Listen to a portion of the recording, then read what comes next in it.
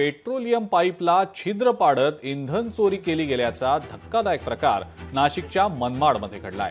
या प्रकरणी पोलिसांनी 5 जणांना ताब्यात घेतलेलं आहे। पाईपला छिद्र पाडून इंधन चोरी करून ते विकण्याचा प्रयत्न या 5 जणांनी केल्याचं समोर येत आहे।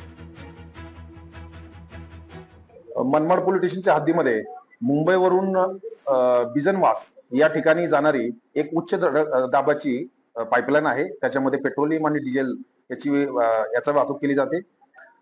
याला क्लॅम्प करून त्याला छिद्र पाडून त्याच्यामधून चोरी करण्याचा प्रयत्न हा गेल्या महिन्यामध्ये त्या ठिकाणी झाला होता।